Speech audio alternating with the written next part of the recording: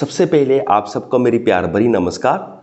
ओशो जी कहते हैं कि नॉन अटैचमेंट के लिए हमें विटनेस बनने की प्रैक्टिस करना बहुत ज़रूरी है, क्योंकि अगर हम चाहते हैं कि हम सारी मटेरियलिस्टिक चीज़ों से नॉन अटैच्ड रहें, जो बाहर वाले सर्कमस्टेंसेस हैं वो हमें कम अफेक्ट करें या बिल्कुल ही अफेक्ट ना करें, तो इसके लिए हमें विटनेसिंग की प्रैक्टिस करना बहुत ज़रूरी है। यानी कि हमने खुद को खुद जैसा नहीं देखना, हमने अपने आप को एक तीसरे पर्सन जैसे कि देखना है। हम जो भी डेली लाइफ में एक्टिविटी कर रहे हैं, हमने ऐसा सोचना है कि हम तो कहीं और खड़े हुए हैं और हम अपने आप को लोगों से बातें करते, कोई भी एक्टिविटी करते देख रहे हैं।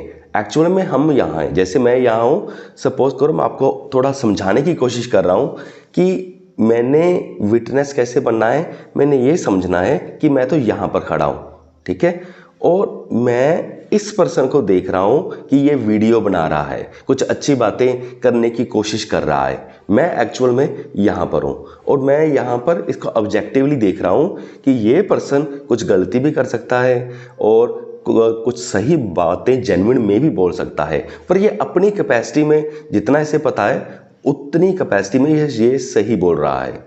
तो ऐसी होती है विटनेसिंग की प्रैक्टिस। ओशो जी एक बहुत ही ब्यूटीफुल एग्जांपल देते हैं राम तीर्थ जी की।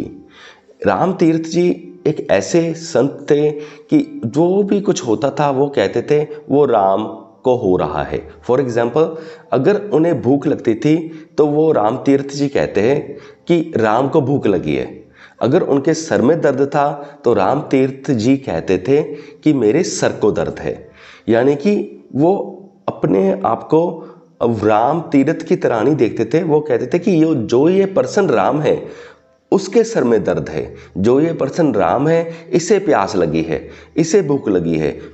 वो कभी भी नहीं कहते थे कि मुझे प्यास लगी है, मुझे भूख लगी है। वो कहते थे राम को प्यास लगी है, राम को भूख लगी है। यानी कि अपने आप को वो थर्ड पर्सन की तरह देखते थे, आई नहीं कहते थे। एक बार क्या क्या होता है कि राम तीर्थ जी कहीं जा रहे होते हैं और वहाँ पर कुछ लोग उनकी काफ़ी इंसल्ट कर देते हैं, तो वो फिर हंसते हंसते अपने रूम में आते हैं। जो उनके डिसाइपल्स होते हैं, जो उनके फॉलोअर्स होते हैं, वो उनसे पूछते हैं कि आप गुरुजी आप इतना हंस क्यों रहे हो। तो राम तीर्थ जी कहते हैं मैं इसलिए हंस रहा हूँ कि आज राम की बड़ी बेइज्जती हुई, और जब राम की बड़ी बेइज्जती हो रही थी तो ये बहुत अनकंफर्टेबल फील कर रहा था, बहुत गुस्से में भी फील कर रहा था, बहुत इंसल्टेड फील कर रहा था। और जब ये इंसल्टेड फील कर रहा था तो मुझे इसे देखकर हंसी आ गई।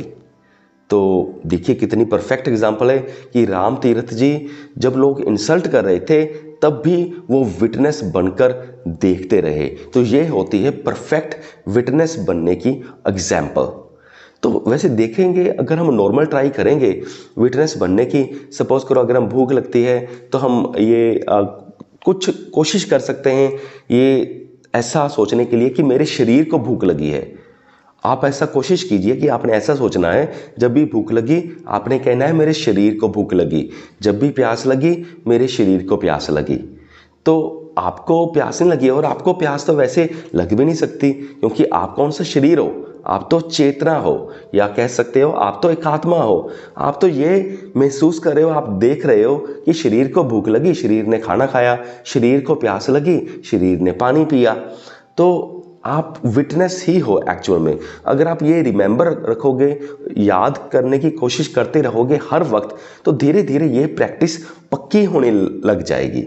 और ये प्रैक्टिस को फॉलो करना सबसे ज़्यादा डिफ़िकल्ट वही होता है जब लोग इंसल्ट करते हैं। जैसे राम तीर्थ जी की एग्जांपल पे मैंने बताया, जब लोग इंसल्ट करते हैं तब ये प्रैक्टिस बहुत सबसे ज़्यादा डिफ़िकल्ट होती है। पर अगर आप ये कंटिन्यूसली प्रैक्टिस करते रहोगे तो धीरे धीरे यही चीज़ आपके ब्रेन में जगह बना लेगी, आपके अंदर जगह बना लेगी, और फिर आप वैसा कर पाओगे जैसा कि राम तीर्थ जी ने किया था।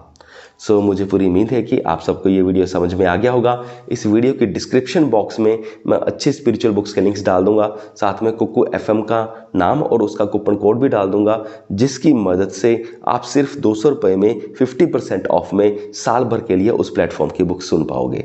सो इस वीडियो को यहाँ तक देखने के लिए आपका बहुत बहुत धन्यवाद।